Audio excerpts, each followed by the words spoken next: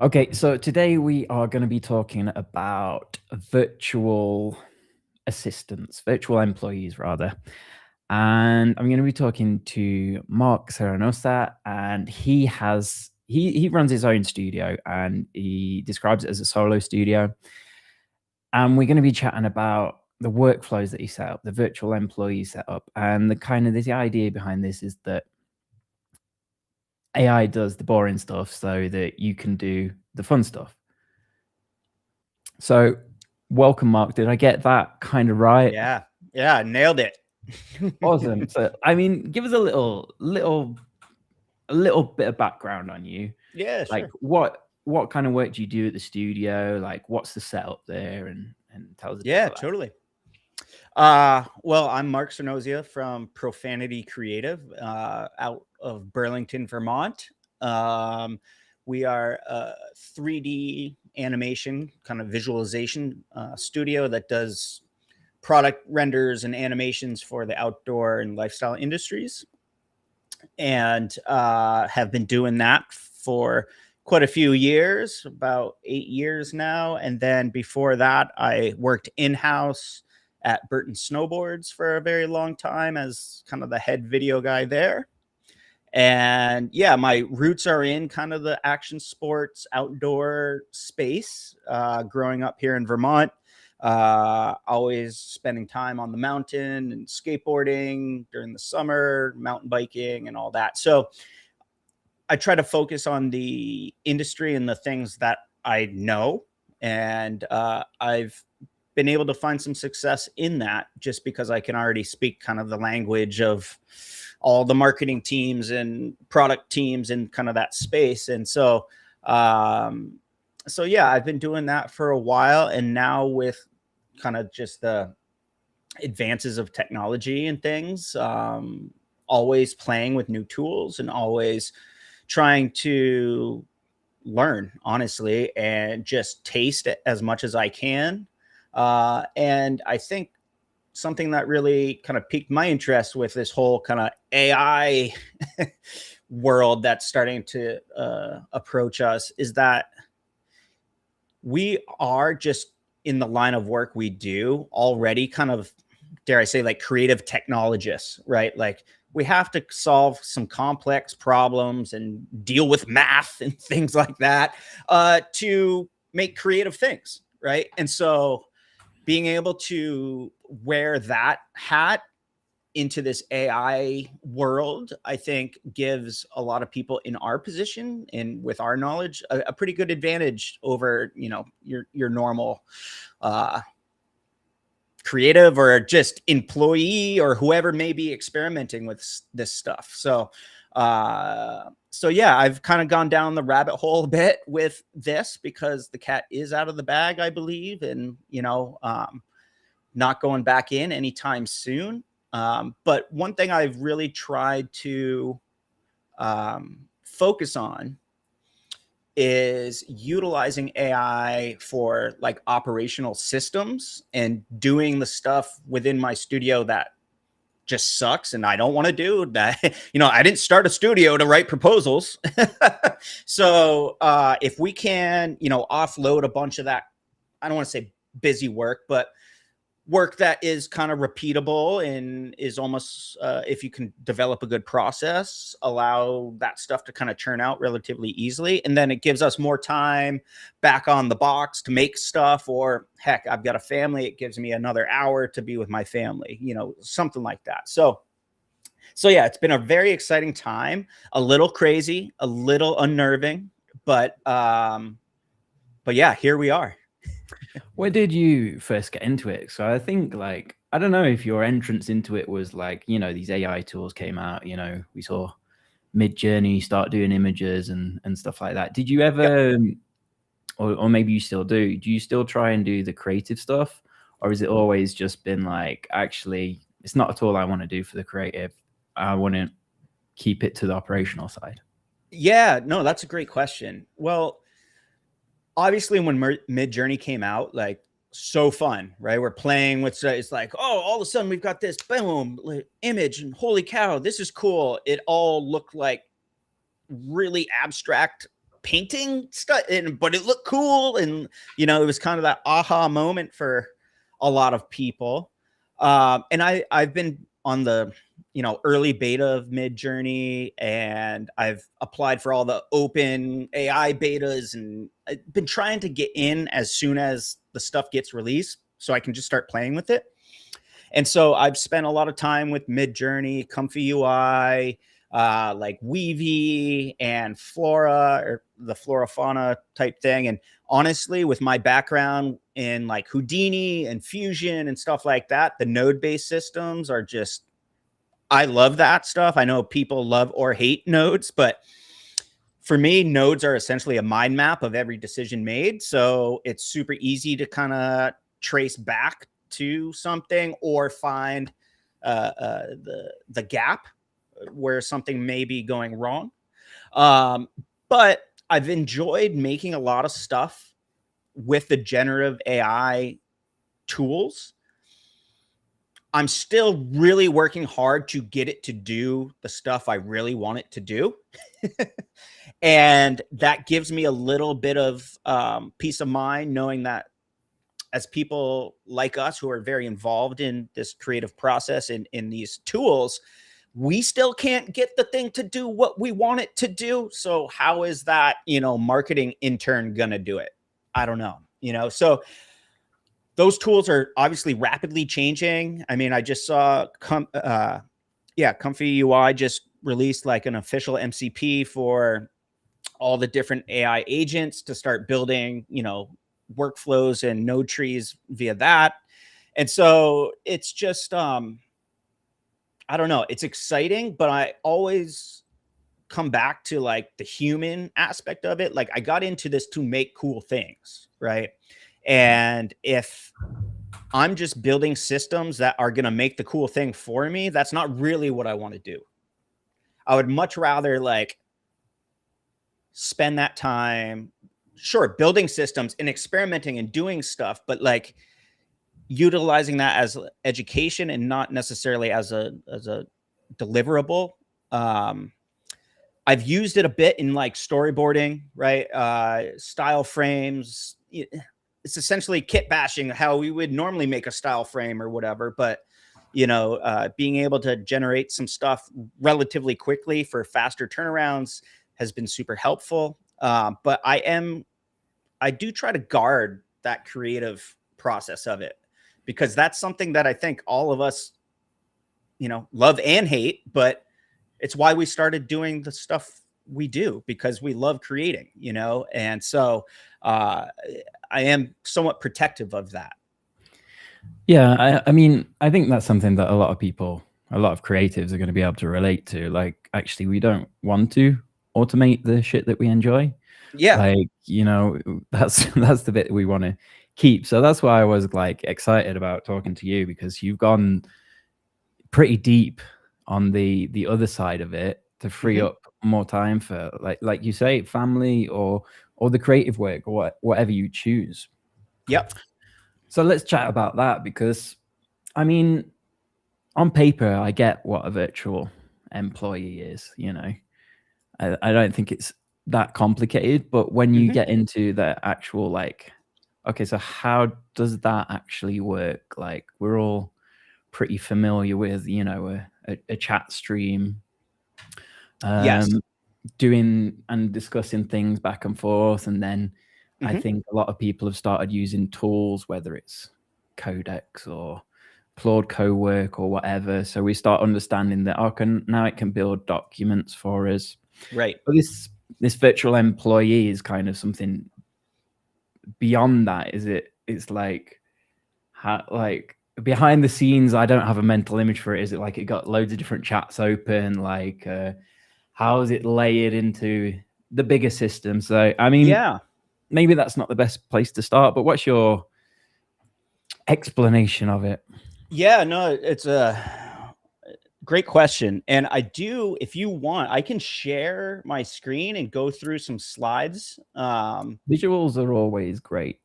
Awesome. Let me see here. Let me present my screen and let me know when this pops up, if you can see it. Can you see that yet? I cannot. Here we go. This is the thing we discussed before the call. Oh, sorry. Clicking around. Yeah, I like it. You know, we're going live. Here we go. Let's see. Stop, please. All right. Well, you know what I'll do? I'll just walk through the deck, and I'll share it with you to share out with people later, if that, just so we don't have to do the whole whatchamacallit dance here. I think you're here. Turn myself off. There you go. Yeah, it'd be really cool if we could see that, and it should. I'll try it one more time here, and if not, not a problem.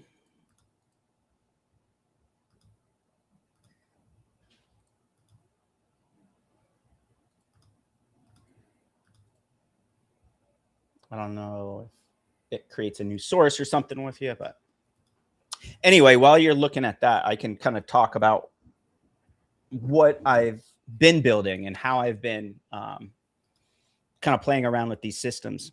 So first and foremost, I'm a solo owner, right? I've always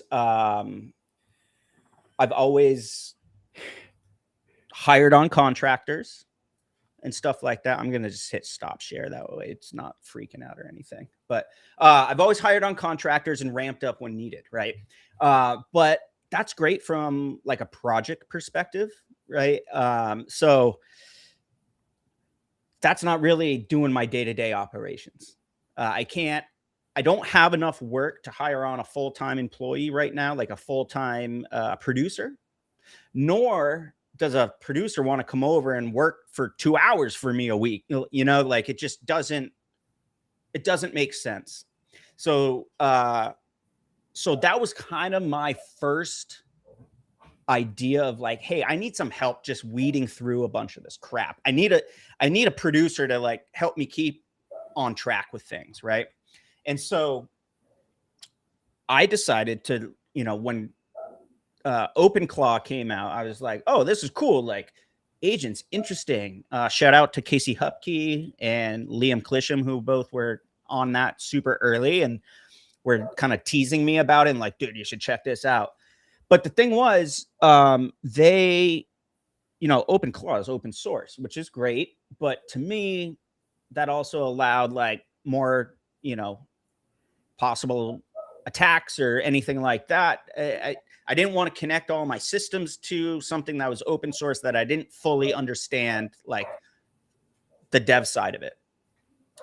But like literally 2 days later, Cowork was released from Claude. I was like, oh my God, this is okay. This is pretty much what I was looking for.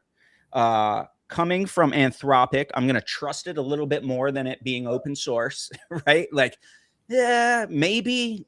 Obviously, still throwing some caution to the wind, but so that came out, and I was like, okay, how can I leverage this for my business? And I started developing like an agent, or as they call it, a plugin. And I started developing this thing, and I told it all about my business and all the things. And I started it running, and I started working with it, and it was kind of giving me similar kind of, I don't want to say generic output, but it was tailored to my business in a way, but it wasn't like razor sharp, like tactical advice, right? Like, this is what we need to do, da, da, da, da. So I was like, okay, this is interesting. I was like, what if I just like went super deep with one role in my studio, not someone who's going to like just be my assistant for everything I need, but let's just create like a specific role to do a handful of things.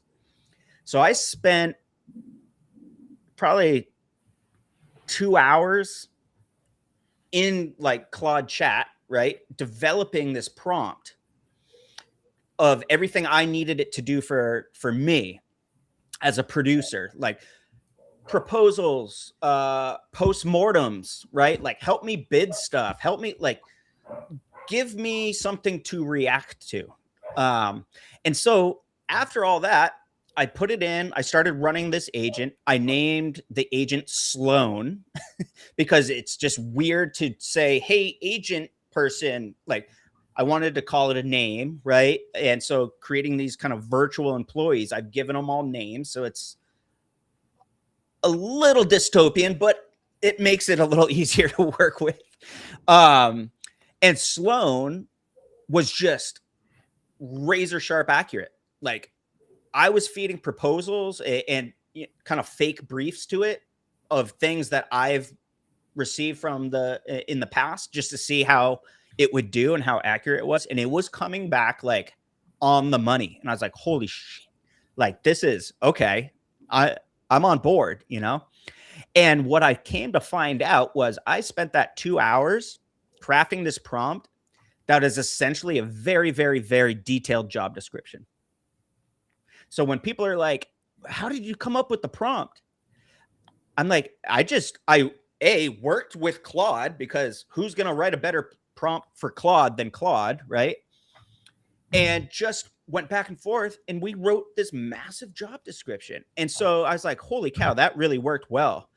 And so I started replicating that. So I've got a producer, I've got a biz dev person, I've got like a assistant creative director, art director person. I've got an IT person that just can go handle all the like website updates and all the things. I've got a brand, like a copywriter that is, very trained on every single transcript I've ever done on podcasts. It knows how I speak. It knows how I write.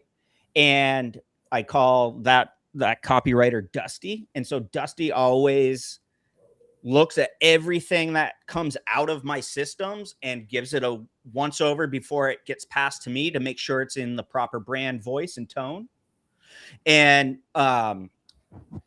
then the last person I have is a social media manager, which her role is to create content plans.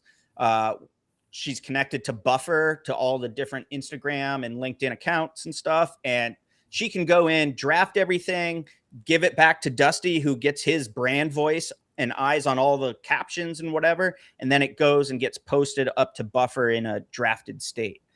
So trying to essentially remove a lot of the busy work, or a lot of, the steps to getting to a deliverable, if you will, or something for my studio. And so what's super interesting too, that I've also come to find, is that all of these employees can work together.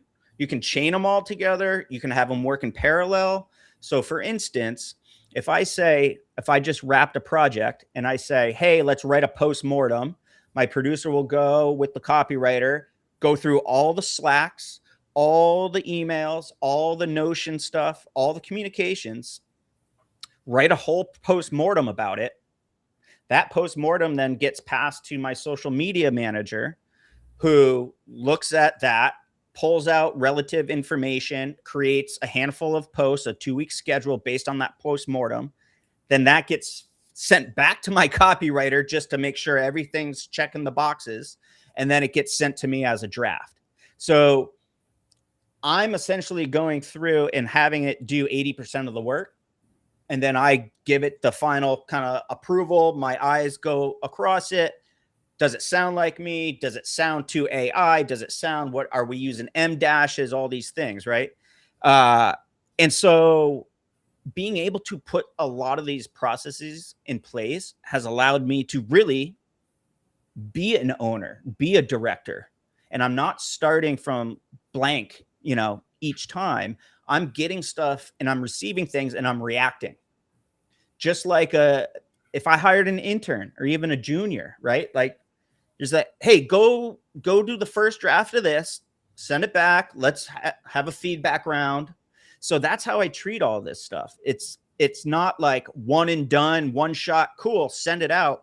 I treat them as like a pretty high level intern, because it's pretty good, but it doesn't, I don't trust it fully to say, yeah, just run my thing, And so keeping that kind of keeping that in mind, and that as like the overarching mentality of how I look at this, has allowed me just to like feel better about using these tools. And no matter what, they're giving me something, and I'm still the final judgment. I'm still the one hitting post. I'm still the one doing the final copy tweaks and all that.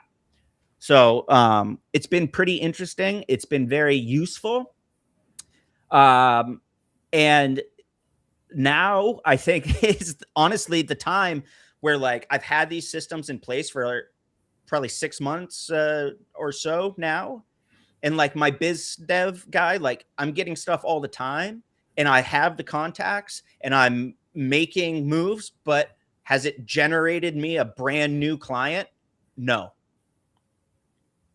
You know, and that's just straight up, you know, just being frank. Like this stuff is great, but it's not going to do the handshaking and the kissing babies for you, you know? So like, it can give you a lot of that research and a lot of that data, but it's up to you to actually make it happen.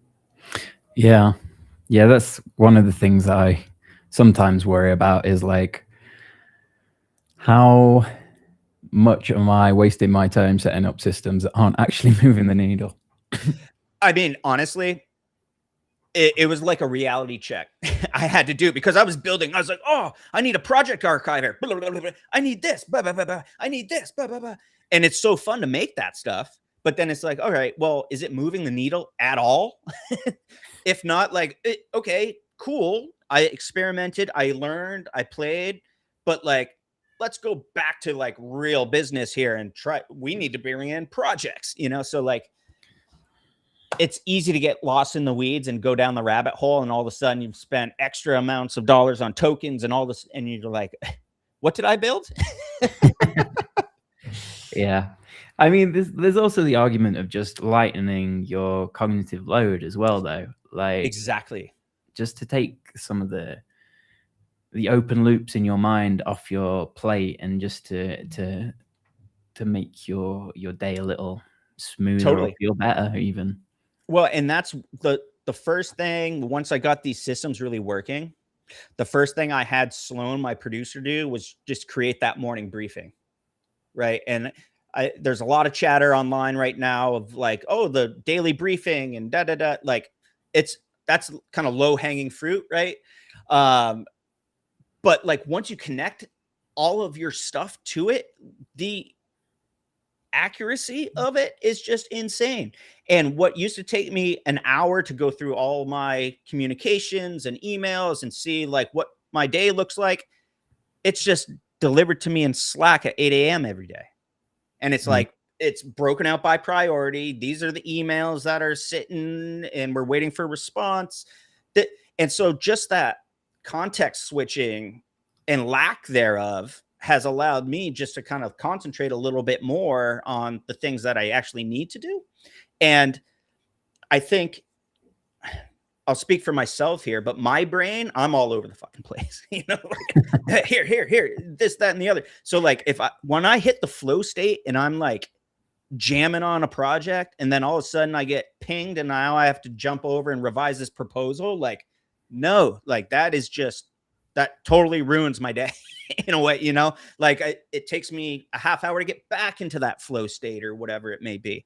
And so being able to eliminate the context switching throughout the day has really helped just the focus. And for like someone like me with my brain, just it really has allowed me to just open up my Slack, see a clean digest of what I need to do today and what's on tap for the week too. It's not just a daily thing, but that was just like mind blowing. I was like, oh my God, this is so sick. And you know, it's the lowest hanging fruit type thing. But like once you actually get it delivered to you and you see it and you're like, wow, this is totally right. You start building trust, right? You build trust into the system. And even I have that daily briefing now, you know, looking back through, you know, cold emails or emails that have gone dark or project leads that have gone dark. And it's like, hey, it's been 90 days since you've talked with XYZ client and maybe ping them, you know? So like just even little prompts for me to like take action have been super helpful. Yeah, I love that. I'm wondering if we should try the slides one last time. I don't know why Yeah, it's not sure. working, to be honest, but Not a problem. Let me see. it's a different setup. It should, in theory. Let's see here. Share. Okay. Oh, there we go. Yeah. Oh, right. Nice. There we go. Cool. Can you see that now? I can. All right. So this is kind of like a little deck that I threw together. And this is kind of funny because as much as I was just saying that I want to protect that creative work, I got hit up so much about explaining this stuff that I was like, oh my God, I need to almost make like an explainer video, but I don't want to make an explainer video. And so essentially, I don't know if you've ever used Notebook LM, but it's a great, product or service from Google that is essentially for understanding complex things and breaking it down. And it's more for education. But I spent a solid 45 minutes or so building a good prompt for this style of like hand cut lettering, letter set, la la la. So you'll see the Notebook LM thing here, but it allowed me just to like bang this thing out to share with my friends because I didn't have time to build this, So anyway, I say that just as a disclaimer that, when we need to bang something out, there's tools. So anyway, Studio One, the trap, it's all the work that's underneath the work, underneath the projects and stuff, right? So it's the proposals, the emails, the postmortems, all the, follow-ups, the client calls, all that stuff. I just don't have the capital and the run rate right now to like hire these types of people. So this was a perfect role for AI to step in and help me.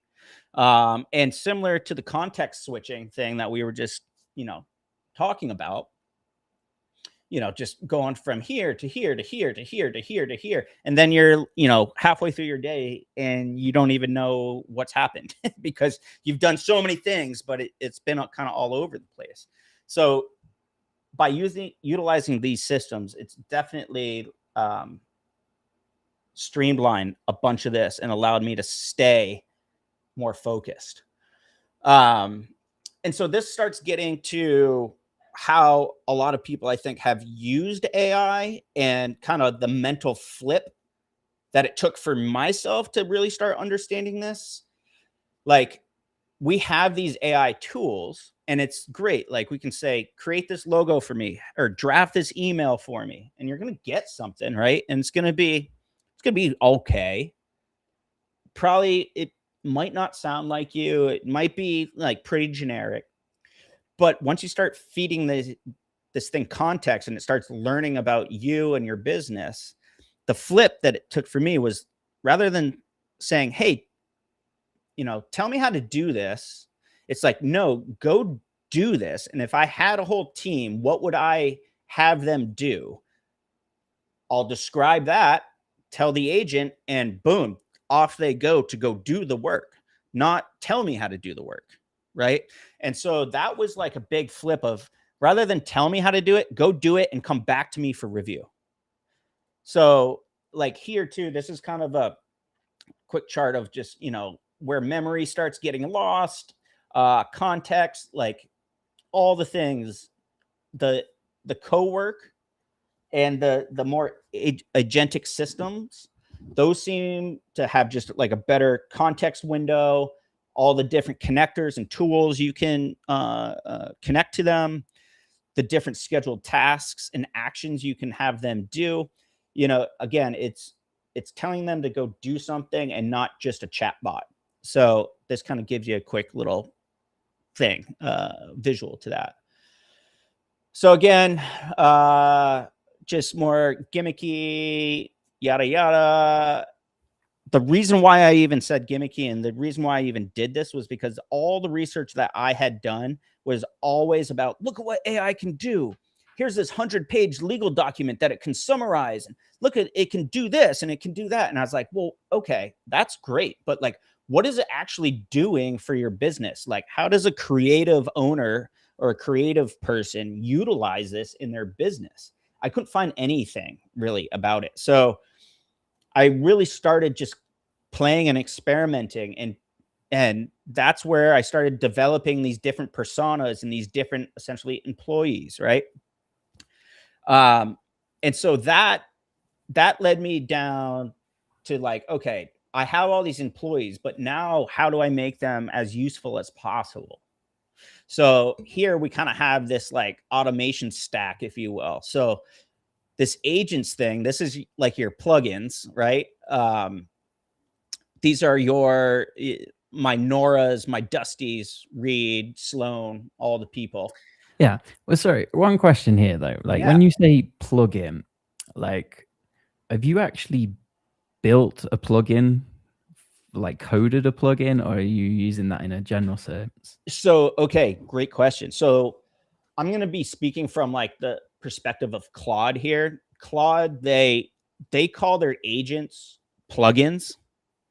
I believe the reason for that is because you can pack that all in with skills and connectors and automations. Like, so your agent is, you know, essentially your plugin that holds all this other stuff. That's the that's the kind of nomenclature they use.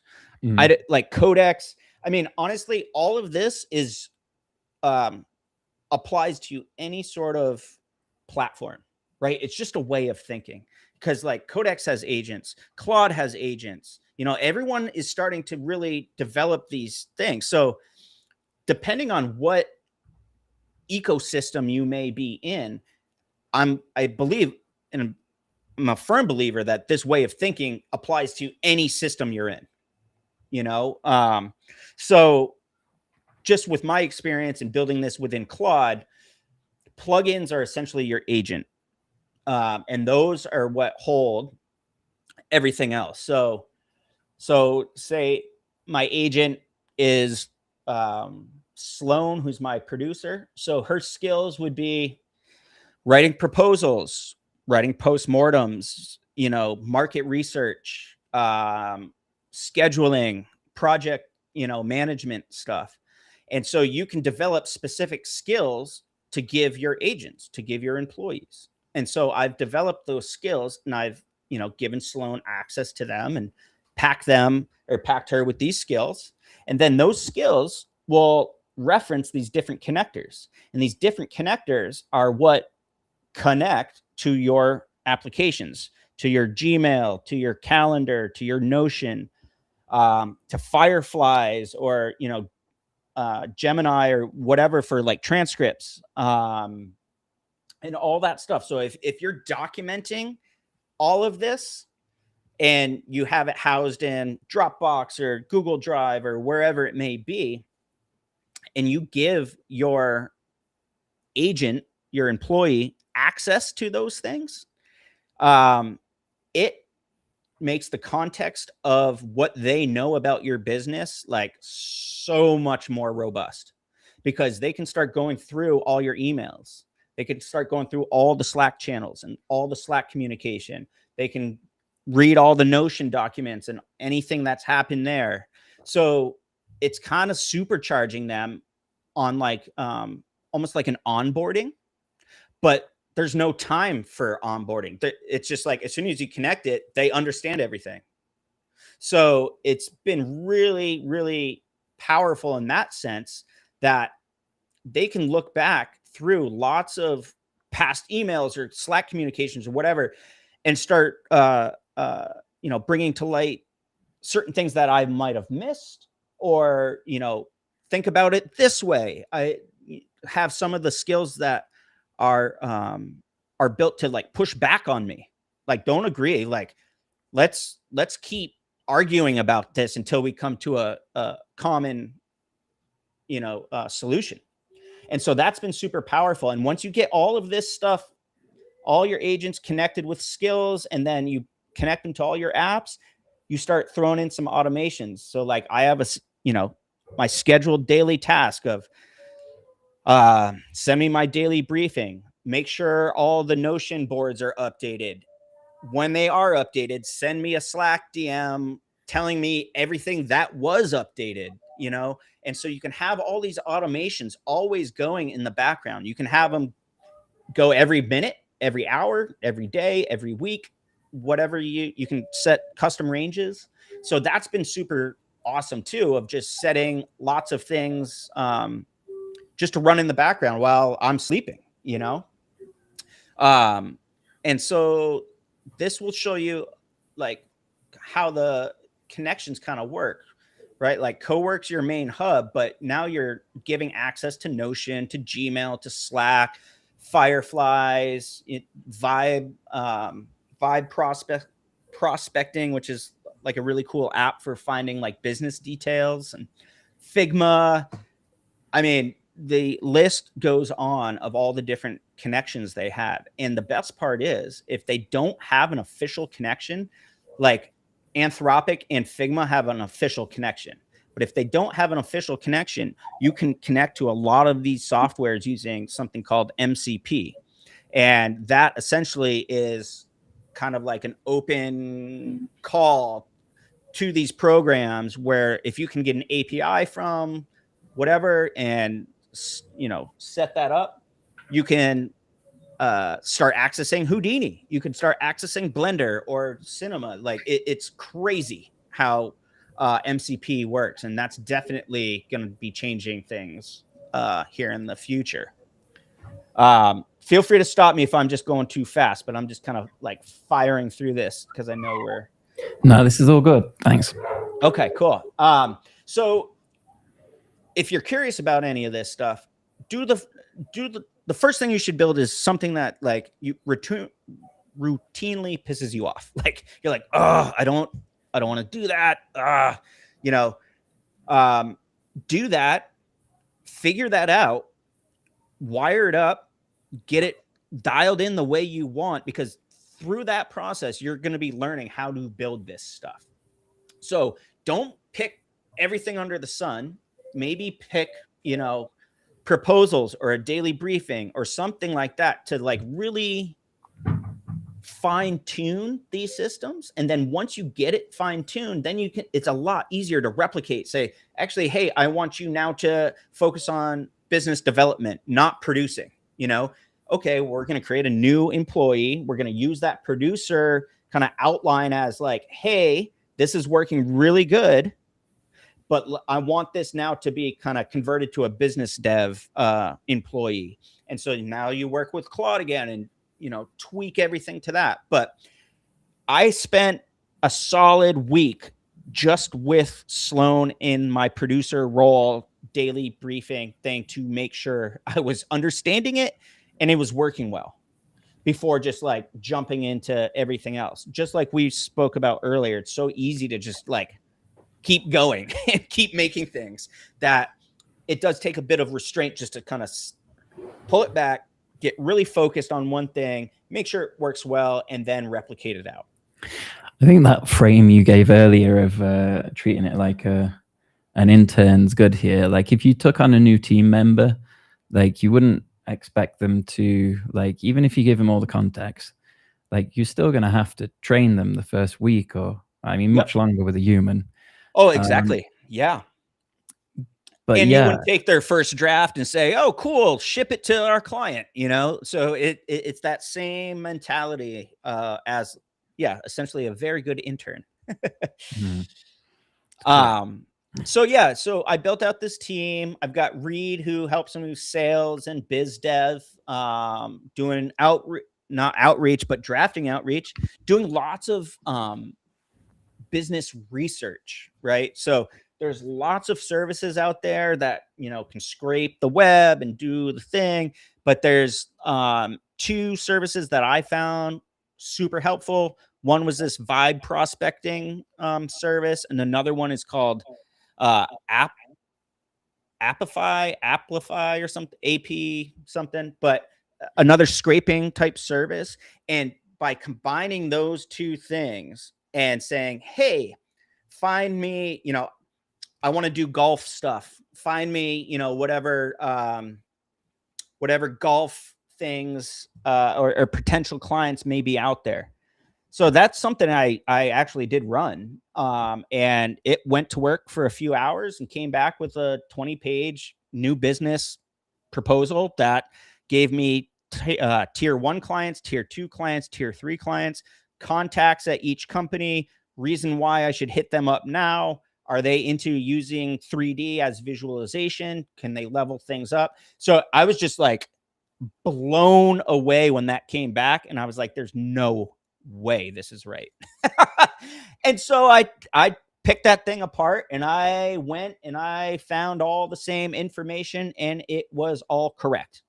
So I was like, holy cow, that would have probably taken me, you know, a whole week of research and, you know, scouring the web to find this thing.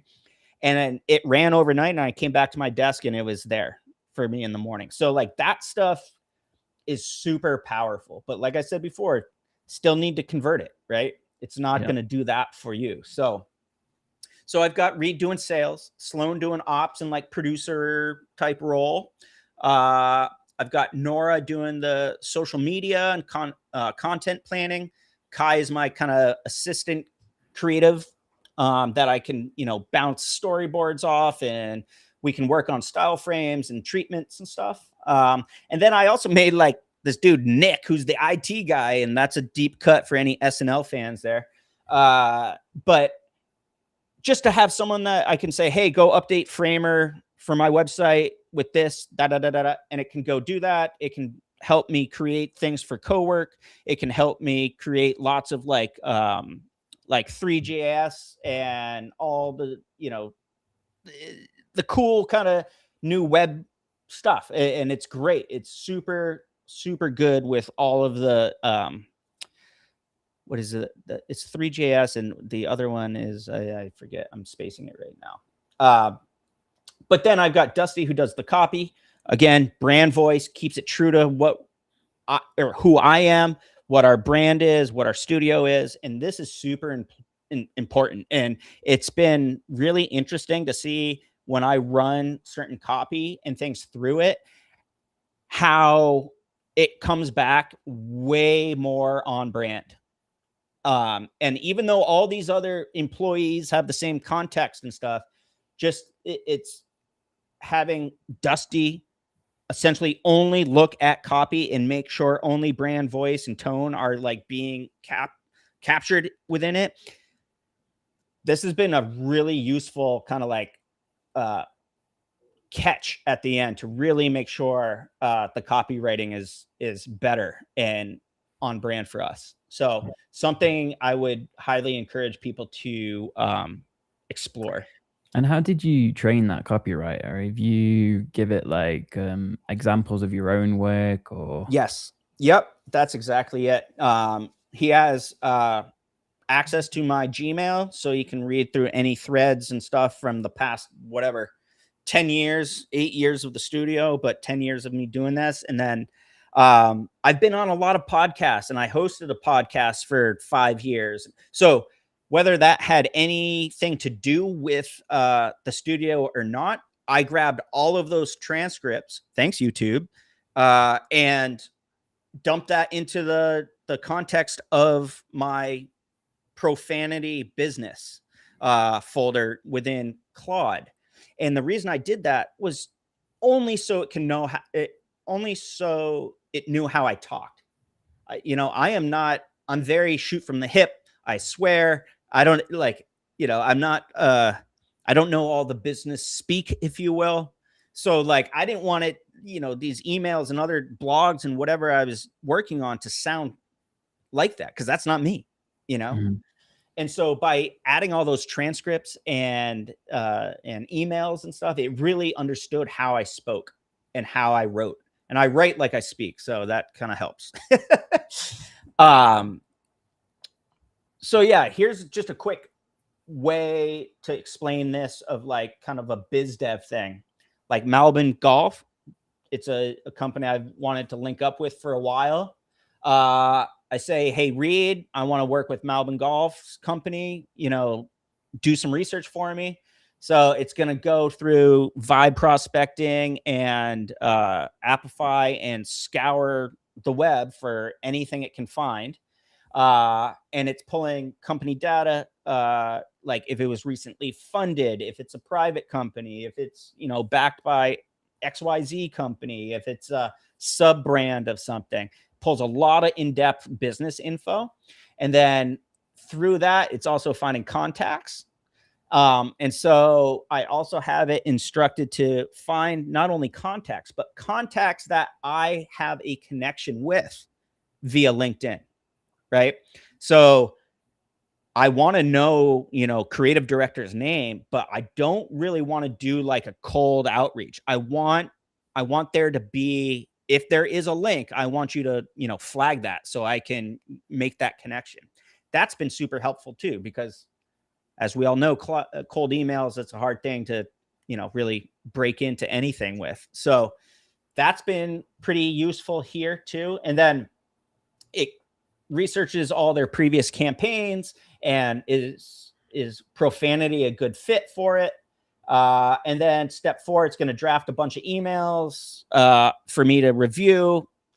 A lot of those are like pretty good, but I end up just kind of rewriting them with the information that I have been given. And then it will draft the email and, put it in my inbox to send, yada, yada. So this whole process would have taken me days, of just deep research, really pulling numbers, data, and all the stuff. But this says 3 minutes. Let's call it 3 hours while I was sleeping. But like, it really does cut down like 80% of the work.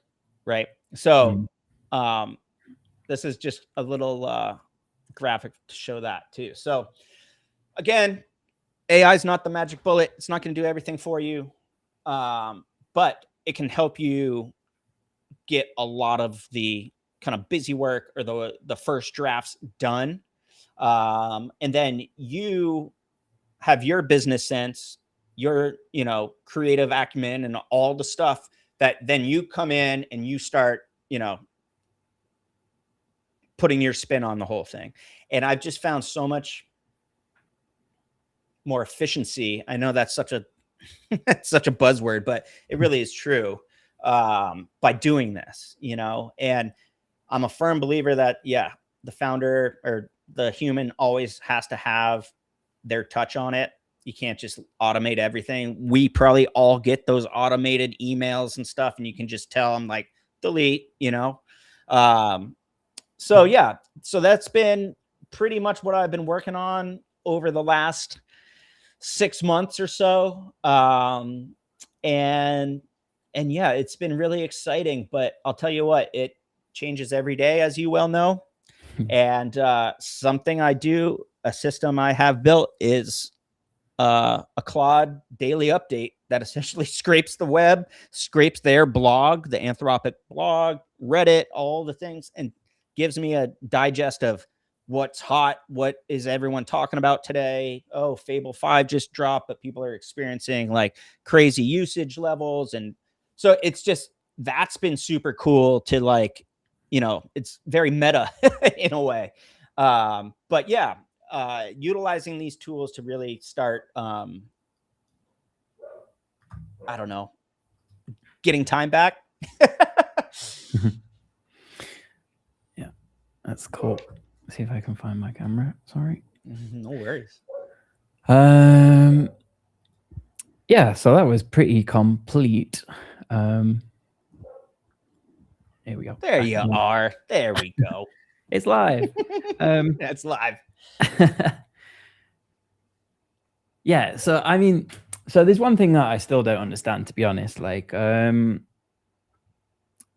get the idea of these agents and their different roles, but what's that look like in practicality? Is that just a folder on your computer where you have like .mg, like you have an agent.md file, and then it's just got the job role inside of it?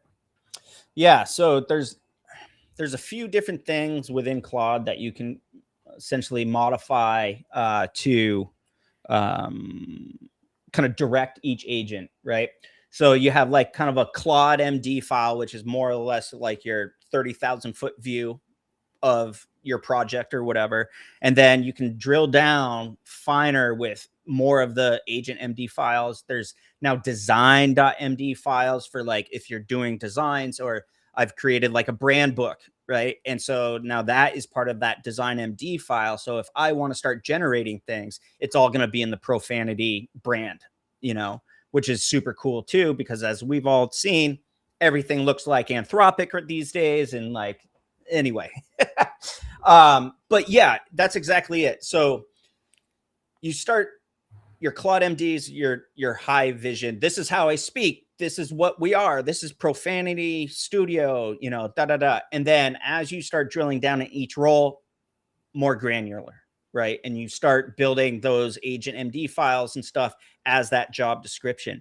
And let me see if I could even, I wonder if I have one sitting right here by chance.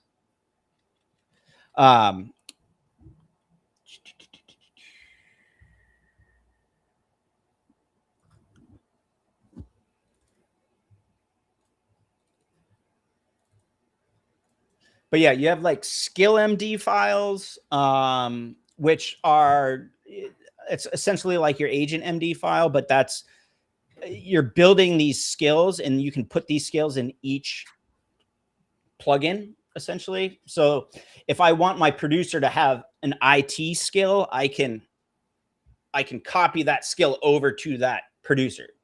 I don't want that, you know, but I want to keep things siloed. But that's exactly it. It's more or less like, I say job description because that's the best way to think about it, is like, if you were to hire someone, if you were to post a job, what would that description say? What are the roles? What are the, you know, what do you want that role to do? And then all of a sudden you're building your employee, and you can have Claude, like, ask me questions. Ask me 25 questions about this role. Ask me, like, push back. Let's make this thing as robust as possible. And just having those conversations, you just keep going. And I think the misconception is that a lot of people think like AI is like a one-shot thing. Like, I'm going to type this thing in and hit enter, and out the other side comes what I want. Rarely is it that. Like, a lot of the people I know are working with these systems to generate a super in-depth prompt that once that prompt is built, yeah, you're going to get really good output of it, but you've put hours of work on the front end to get the pretty thing on the back end. Does that make sense? You know? And so, yeah, I would encourage people to spend, once you understand some of these systems and how they're working, spend the time at the front end to really dial in everything you want that role to do, because it's going to come back in spades. Yeah. I mean, for anyone who hasn't jumped into this, like, it is really just a series of folders. You're just giving AI access to a series of folders and then giving them detailed prompts. And then like one text file can be like, this is the role, and it points to some skills, which is also just another text file. It's just like a web of, essentially it's text files at the moment. That might change. Yes. I mean, that's it. Exactly. But yeah, I mean, how much are you like spending on tokens and AI things and stuff at this point? Yeah. Well, I started on the $20 a month pro plan, burned through my tokens pretty quick with that. So I'm currently on the $100 a month plan. It's like the 5X plan. And that's been pretty good for everything I've been doing. I do know people that are flip-flopping, like will go super hard for a month on a $200 plan, build a ton of stuff, and then revert back to the $20 a month plan just to like run it, you know? So if you're in a heavy development phase, you might want to ramp up or whatever, but then you can always drop back down. And so I've just kind of stayed on the 100 a month right now. And honestly, I'm paying on all the services. It's just like, Yeah. it's just one of those things these days. But when push comes to shove, and a studio like myself, I mean, if I can get, essentially 6 employees for $1,200 a year, I think it's probably a decent investment. Yeah. I mean, you were talking about the connectors and things like that, which are like Gmail's an obvious one. Mhm. Have you started to trying to capture things that wouldn't normally be accessible to the agents? Like, have you started building your own second brain, like things like that? Oh yeah. Well, I would say not really, not yet. I know a lot of people that use Obsidian to build that. I have been running my studio out of Notion for the last handful of years. And so Notion is kind of my source of truth right now for my business. And I've just connected all my agents to that. And that has been essentially my second brain.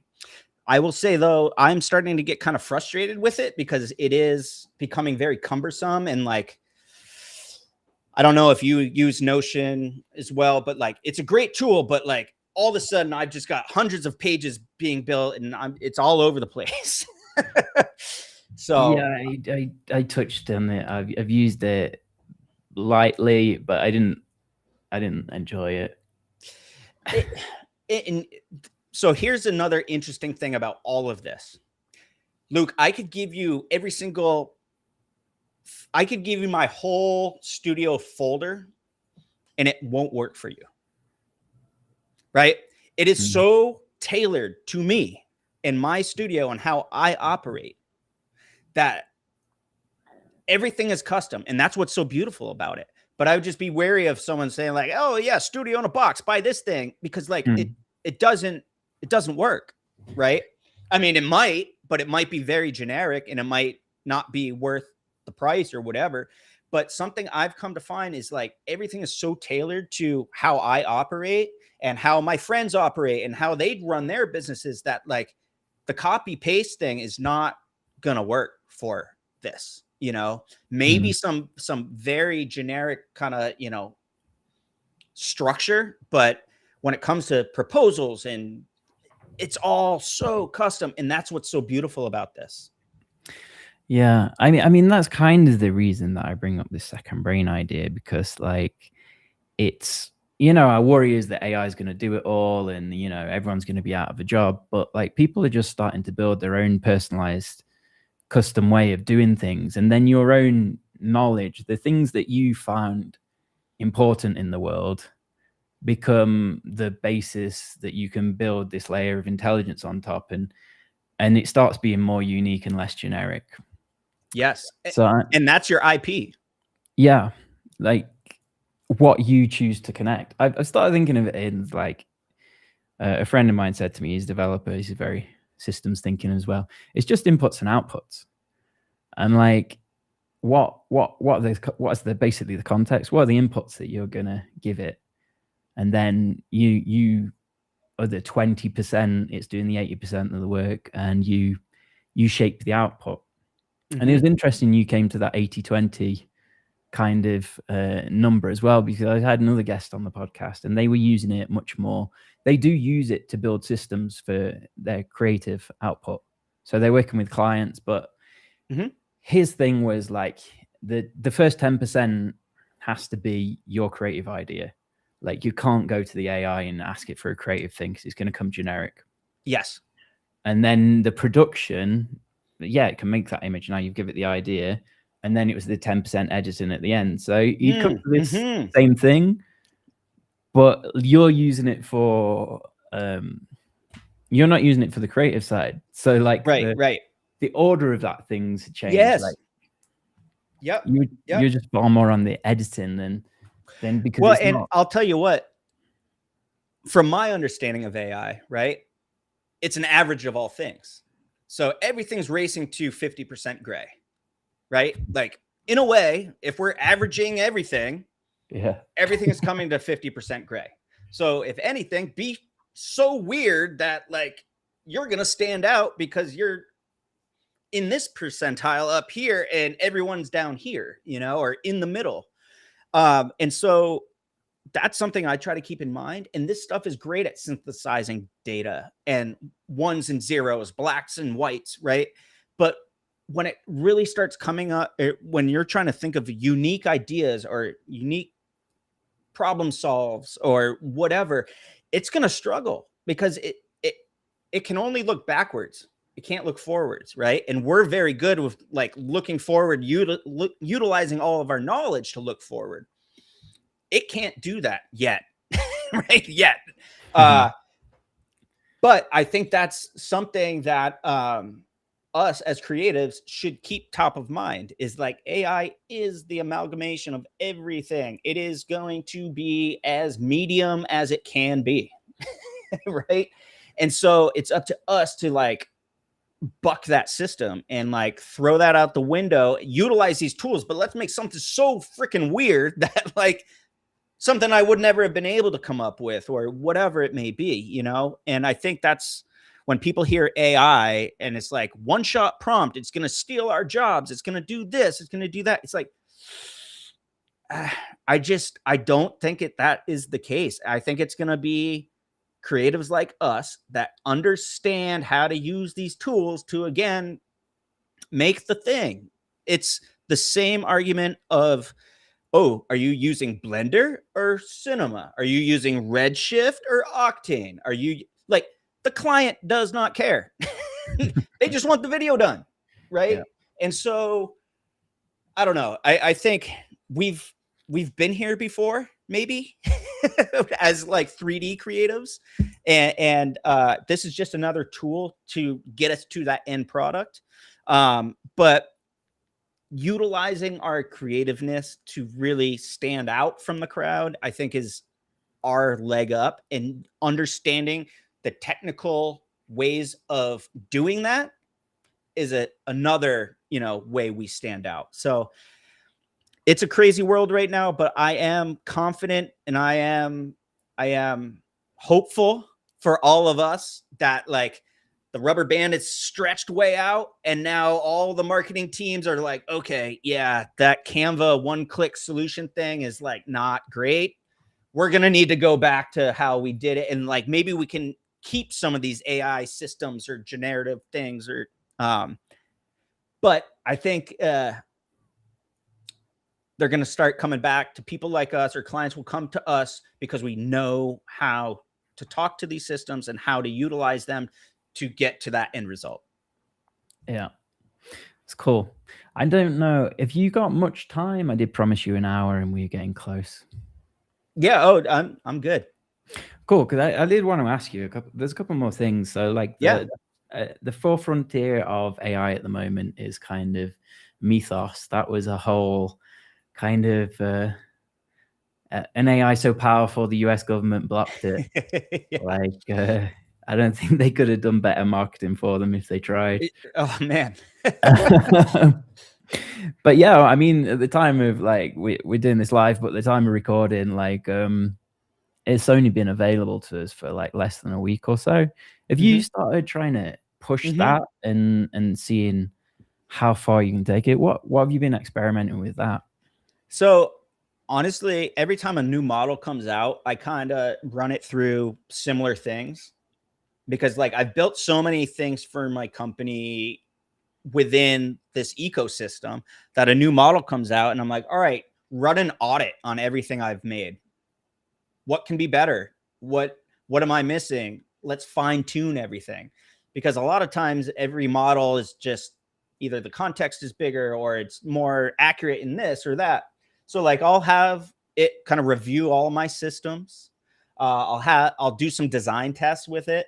Like I've got this little side project building an app, and like I've had the design and I was like, okay, well, hey, Fable, take this design and like you like try to build the app with it now. And I've been using Opus and stuff for it. and it came back with like a much more beautiful app, you know. And I was like, oh, okay, that's cool. So maybe a little better design sense in that, or, you know, I was coaching it along. But I found that it has been way more in depth with some of the like market research stuff I've done, and has illuminated some other things that weren't in previous kind of market research reports that I had Opus do and stuff. And one thing that surfaced was a potential a patent for something very similar in the EU. I was not aware of that. And so things like that. I'm like, oh, okay. So this can kind of scrape a little deeper, do a better research. And but I've also seen some people really starting to play around with cooler website stuff. John Lepore just posted something. He's on Black Box Infinite, his company, just messing around with their website and building some really cool, almost like Flash type stuff from back in the day, you know. But yeah, I always try to just taste it and see what's going on. And especially when there's so much hype around the thing and then they shut it off and then they allow it on again. I'm like, all right, I'm going to use it as much as I can until they shut it off. And so that's kind of what I have been doing. And they just extended the Fable usage for like another week or so, which is cool. Yeah. But a friend of mine, Dave Koss, from Camp Mograph, he did a bunch of stuff in Fable, and right before they shut it off, he had Fable write a whole like exit brief for all the other models. So it's like, all right, take everything I built in Fable and explain what you did for all the other models. And so if Fable gets taken away, he has somewhat of an outline that he can then feed into the other models to keep the same logic or thinking or whatever he was doing on that specific project he was building.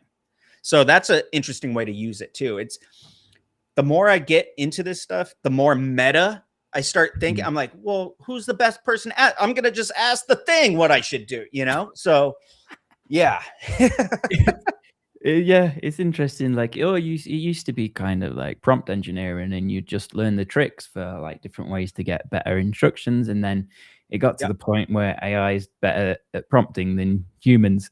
So now you're just asking it for the prompt, and you just keep going further up the ladder. Like, oh, but okay, so who would be the best person at writing the prompt? And then like, yeah, totally. Kind of crazy. Yeah. You know, one thing I'll say too about at least cowork, and what I've been using is, I have a Mac Mini running this thing, and the cool thing with cowork and OpenClaw, right? Like, I assume the OpenAI Codex thing is similar, but it lives on your computer. It's local. It's not in the cloud.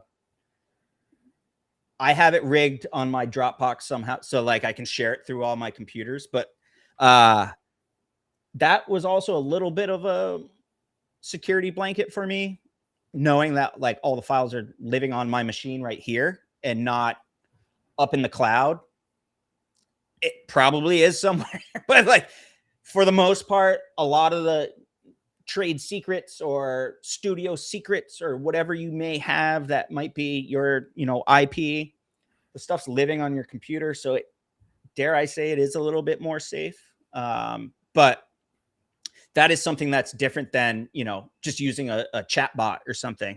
All the files and all the context is actually on your machine, you know, and not living on OpenAI server somewhere. Yeah, I mean, security is a little bit of a concern. I heard someone talk about the trifecta of death. They gave it a catchy name so people would pay more attention to it. But it's like, email is a good one. So you shouldn't really let AI have like, so it can take incoming data, and then it has access to your old data through your old emails, and then it can output as well. So if you give it all three of those, you can like, people can prompt inject you, take your email data, and then send it out of the system as well. So that's kind of like one of the the security things to be aware of. But yes. And one thing with all these connectors that Claude offers and Cowork offers, there are tons of permissions on each one. So like my Gmail, it can read it. It can't send. It can't output. It can draft something and throw it up in my Notion as a draft, but it only has read access. And you can do that per app, right? Like nothing has write access on any of my apps except for Slack. But it's only connected to my one Slack server, right? So like there's certain ways you can keep permissions on a lot of this stuff. And I will say this too, I only have this connected to my work stuff. It's not connected to my personal stuff or anything like that. So it is somewhat sandboxed in that respect. And a lot of these connectors use 0 auth as the security kind of passage, which is the same thing as the Google sign-in, right? So like the amount of sites I've just hit, yep. Like if someone wants to get after me, I'm out there, you know? But that, after researching some of that, it made me more comfortable. Like, okay, I can give it just certain permissions. It's the same as like a Google sign-on thing. So I started understanding more of the security side of it. But yeah, I think with any of these emerging tech things, like you're always taking a bit of a risk with security because things are so new and people can exploit it. But yeah, your mileage may vary. Use at your own risk, right? But but there definitely are like measures there to give it as much or as little access as you want. It sounds like you're pretty locked into the Claude ecosystem. Have you thought about different agent harnesses using OpenAI? Do you back and forth or? Yeah, I mean, like I said, I've got subscriptions everywhere. I was on ChatGPT for a very long time. A friend of mine said it's the dumbest genius you'll ever meet, which was pretty much spot on.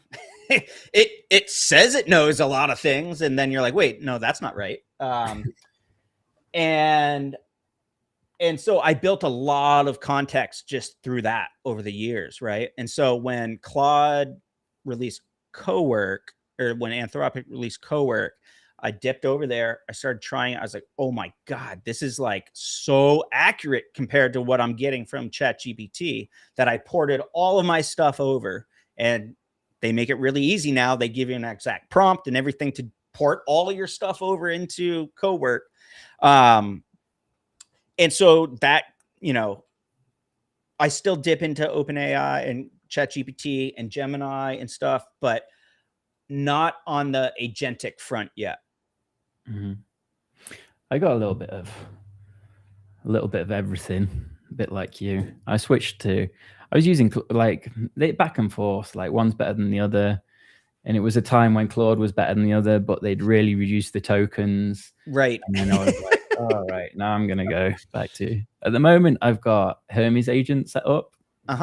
And I use that through like different Slack channels. So they don't really have projects yet.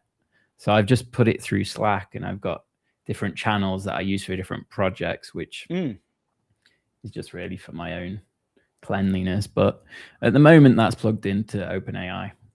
Oh, okay. Right on. But you know what's kind of crazy too, and I heard this the other day. I don't know if it was Dario or one of the other CTOs or something from Anthropic, but they said their product roadmap at Anthropic is 4 weeks long. Yeah. And it's because it's changing so much. And people ask me like, how do you stay up? And I have that Claude daily scraper thing. But honestly, I check their blog every day because they're always releasing something, and it's there first. And it's wild how rapid this is happening, right? And we've always talked about the exponential growth and the recursive growth of it all. And it's just, holy shit, it's happening. Like, it is happening, And that's why I'm just a firm believer that we just this is another tool. We got to learn it. It's a new language.